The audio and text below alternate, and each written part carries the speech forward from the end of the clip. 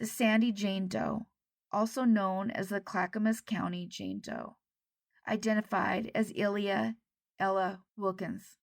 In 1976, an 88-year-old woman named Ella Wilkins was living at Bonnick's Home for the Aged.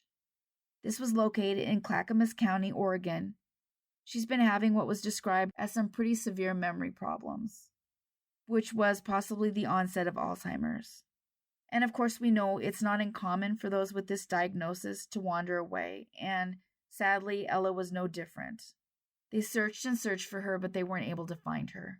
4 years later, on August 21st, 1981, we know now that the owner of a property on the west side of Leganson Road in Sandy, Oregon, was counting trees on his property. As he walked along, he discovered a human skull. As far as this location goes, it was pretty close to the home where she disappeared.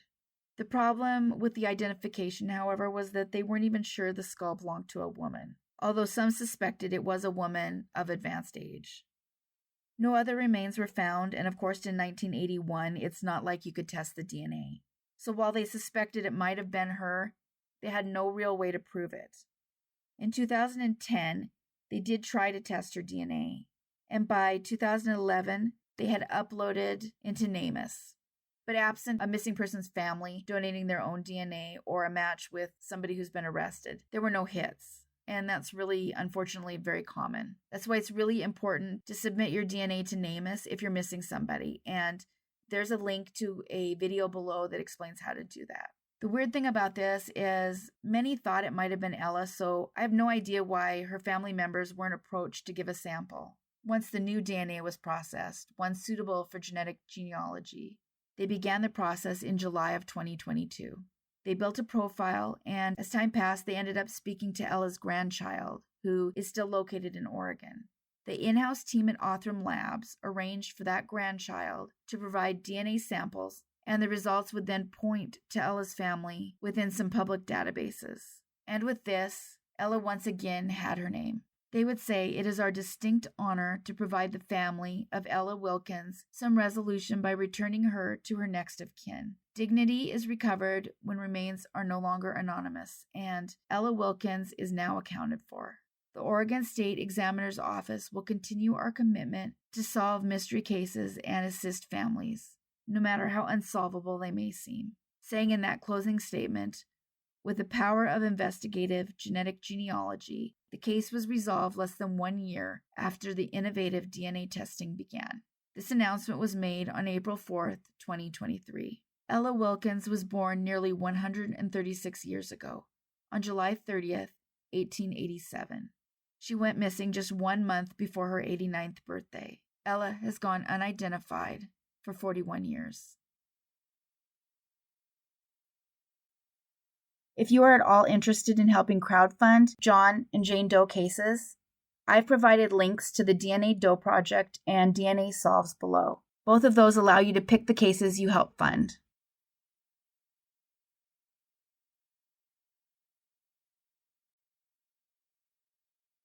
The Mogadore John Doe, identified as Jaron McCauley, who went by the nickname of Buck. Buck was last seen in Portage County, Ohio, on December 31st, 2011. At the time, he was living on the 2300 block of Lansinger Road in Suffield, Ohio. That night, he reportedly spoke by phone to his mother and told her he thought that someone was out to get him. Usually that sounds paranoid and like a mental illness, but it's not paranoid if it's true, and that same night, a neighbor reported hearing shots in the vicinity of his home. And that, of course, was the last night his mother spoke to Buck. The police spoke to the family, and it's a sad story. They reported that both of Buck's parents had substance abuse issues, and that as a result, he had been exposed to that life since he was a young child. It began issues that he struggled with himself. I was able to find his Facebook, and in his last post in the last year he was seen, as you can see here, was that he was fighting it and he was sober. This message was left 9 months before he disappeared. It was said, however, that there were rumors in the area he was manufacturing the thing starting with an M that I can't say on YouTube, as well as struggling with perhaps using it. He had a warrant out for misdemeanor arrest at the time for the possession of the M word that is legal in many states. Of course, this was 2011, and I don't think it was legal anywhere except for perhaps as a medical treatment. Either way, this is why the police thought he disappeared and that he was hiding in order to avoid the warrant. It's also possible if his Facebook post was true and stayed true, that perhaps some from his old life weren't okay with this. So there's multiple ways it could have gone wrong. Sadly, Buck's father was terminally ill when Buck disappeared. It's thought to be super unlikely that he would have ever gone quiet while that was happening. So it's believed something probably happened to Buck pretty early on. Additionally, he was due to inherit a significant amount of money, and in that time that's passed, he never collected inheritance or attended either parent's funeral. This information comes from the missing person reports that were filed about him.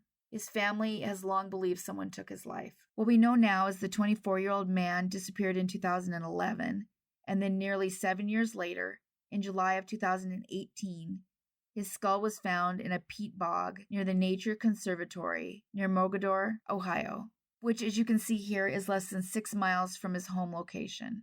The COD was impossible to determine. They also tried to locate more remains, but the vegetation in this area is so thick that it was a bit of a miracle his skull was even found. Someone could be standing 3 feet away and not see a person standing there. It's that thick. 4 cadaver dogs did search the area, however, and all that was found was a humerus and upper arm bone, as well as the skull. The bones were at first sent to an anthropologist and then later to the Ohio Bureau of Criminal Investigations in hopes of extracting DNA. It would take 5 more years before his name would be announced in April of 2023. Jared Buck McCauley had finally been found. The place where his bones were located is quite a distance from the road also. There's some belief that he was placed there in order to hide the crime.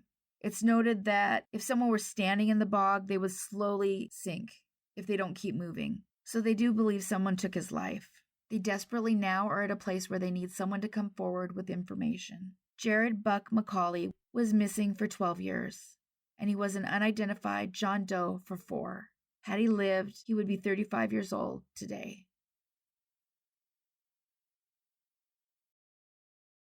Huge thanks for watching all the way to the end, and a big thanks to all of you who consistently like and comment on the videos. Whether you leave a full comment or an emoji, it makes a huge difference. The whole dance with YouTube is hard sometimes. I gain only about 350 subs a month. So if you consistently watch my videos, maybe take a moment to subscribe. It's a huge push toward the videos being suggested to new people. The next goal is 20,000. Thanks everyone for watching. Take care of yourselves and each other.